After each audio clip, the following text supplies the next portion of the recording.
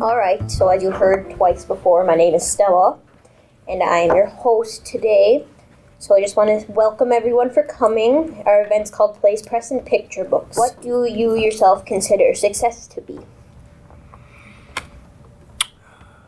Well, I suppose that's relative. I think for a beginning writer, it would be getting something published, perhaps for the first time.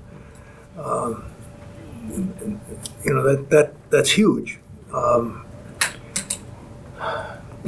But maybe, I don't know about them, but after that, there's, I don't know how to put this.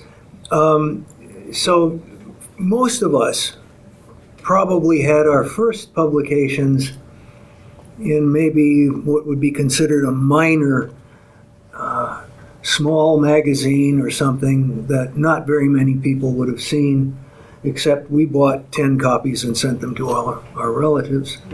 And then, but that fades pretty quickly. I mean, you don't kind of rest on your laurels when you've written for a magazine that nobody's ever heard of.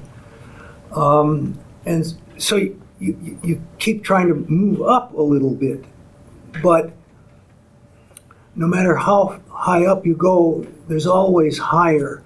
A friend of mine was a friend of the late novelist.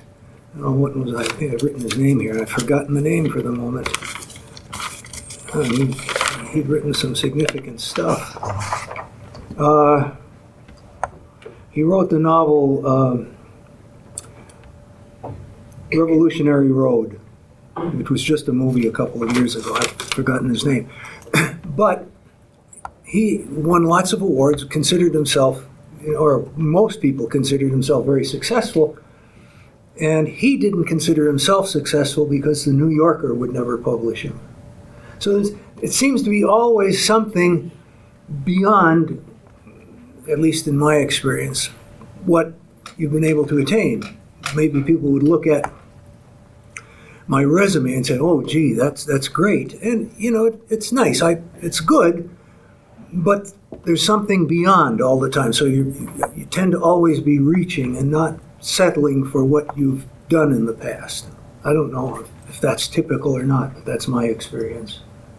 I think that's very typical. I remember before I had anything published, running into Bart Sutter, and he was kind of complaining like he was supposed to find a cover image for a book that he was doing with University of Minnesota Press or something.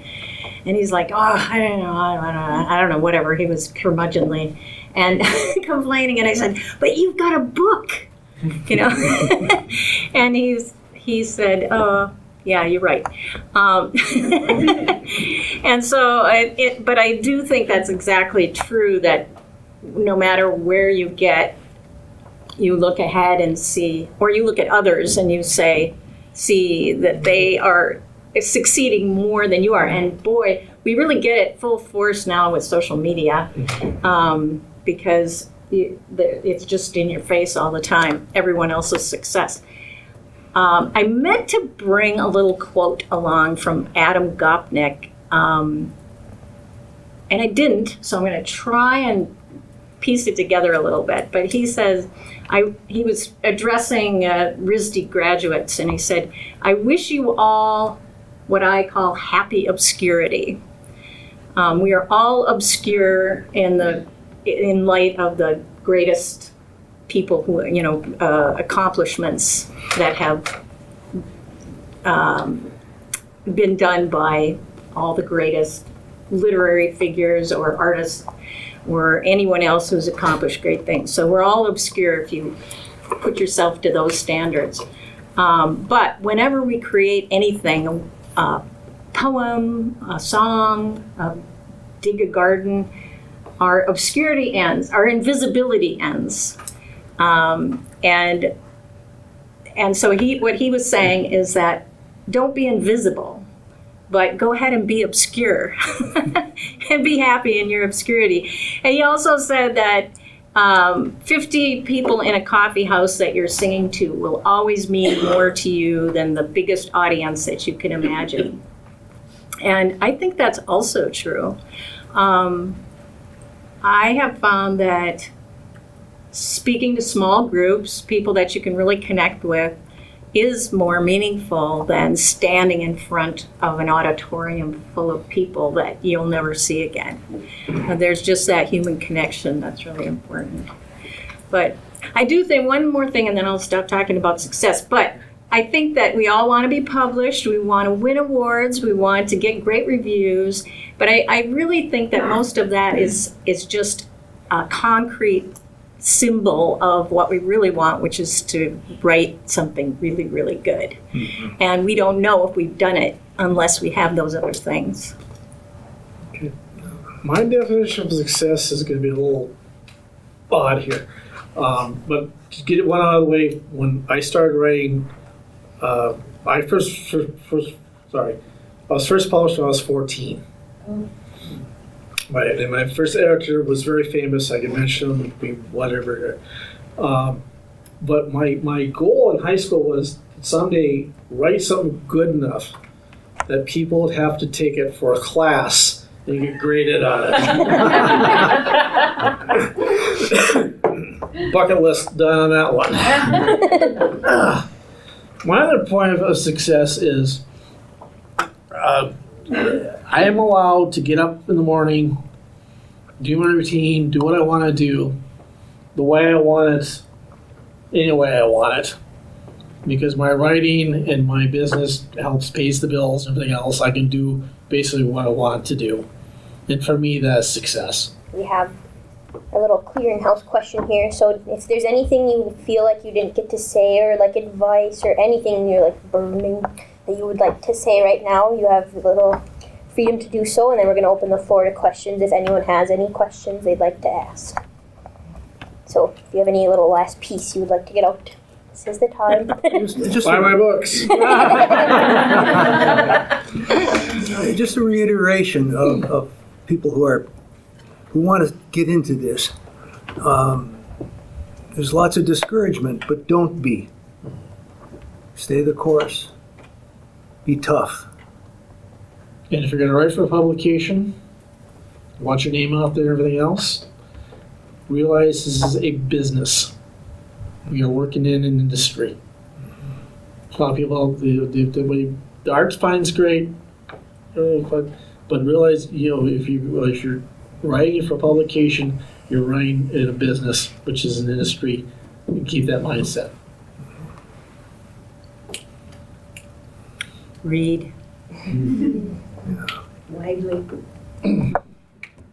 All right. Does anyone have any questions they'd like to ask out in front of everyone?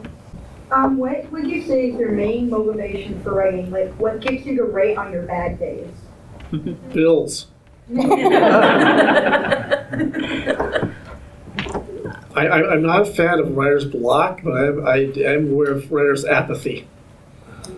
And I realize that, I'm of the mind that no matter what I put down that day, no matter how glacial, it's good. I mean, you're that far ahead. And if I can take care of a goal of mine, short, medium, long term at the same time, even better. So I try to work around that way. Any of you? Well, I believe in the habit of art, as Flannery O'Connor called it, which is that when you get into and Michael was talking about this too, when you have the discipline and you sit down and you don't have any idea in your head what to say, but you have the habit of doing it, and that's what gets you through. Yeah, and I would second that. Absolutely. There are many times when I would finish breakfast, what am I going to do today? And I would go there and something would happen. Even if it's just doing a little rewriting or just editing yourself, and just to get into that. That's the reason why I started doing the tankas and the haikus before I started writing dialogue, because I'd get myself in that mindset just to get past blank screen, whatnot. I did something already, okay, Now I can move on to what I need to do today. Another great cure for writer's block, research. I write a lot of historical fiction, and so there's always research to be done. And not only is it a cure for writer's block, it's a great procrastinatory tool. Keep you from, but usually if I can't think of anything, I do some research, and there's always something there that now I have something to do.